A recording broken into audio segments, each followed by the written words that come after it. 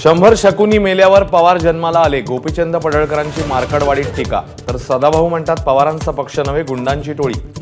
माजी आमदार राम सातपुतेंचीही मोहिते पाटलांवर बोलताना जीभ घसरली.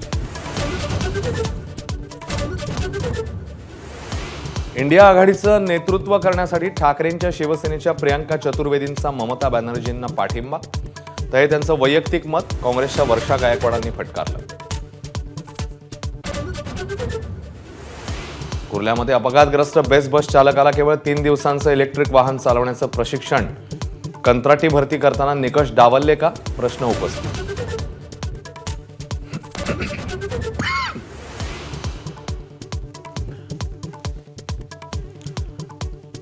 बेस्टमध्ये कंत्राटी भरतीला भाजपचा विरोध होता, पण आदित्य ठाकरेंच्या दबावामुळे कंत्राट पद्धत. भाजपचे माजी गटनेते प्रभाकर शिंदे यांचा आरोप.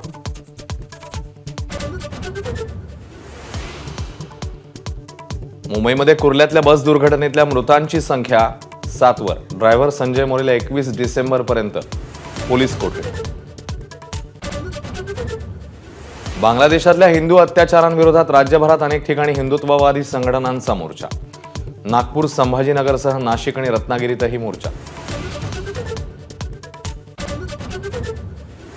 कल्याणच्या दुर्गाडी किल्ल्यावरचा मुस्लिम पक्षाचा दावा कोर्टाने फेटाळला. 48 वर्षांपासून सुरू असलेला वाद निकाली. हिंदू संघटनांकडून कोर्टाचं स्वागत.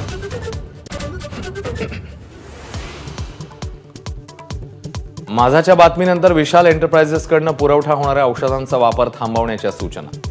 अन्न आणि औषध प्रशासनाकडून सर्व औषधांची तपासणी करण्याचे आदेश.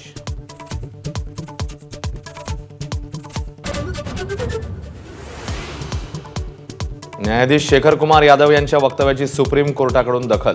हायकोर्टाच्या रजिस्ट्रारकडून मागवले तपशील. न्यायमूर्ती यादव म्हणाले होते बहुसंख्याकांच्या इच्छेनुसार हा देश चालेल. 8 जिल्ह्यामध्ये कांद्याच्या पिकाचा विमा उतरवण्यात मोठा घोटाळा. कांद्याची लागवड न करताच शेतकऱ्यांनी पीक विमा उतरवल्याचं समोर. बीड जिल्ह्यामध्ये सरपंचाच्या हत्येप्रकरणी 6 पैकी 2 अटक. आणखी 4 आरोपींच्या शोधासाठी पोलिसांची 6 पथकं स्थापन.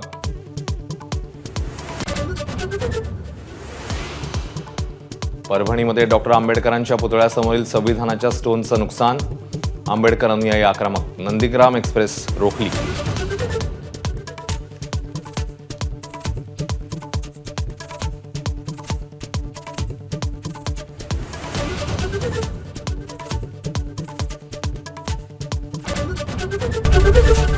एबीपी माझा, उघडा डोळे बघा नीट.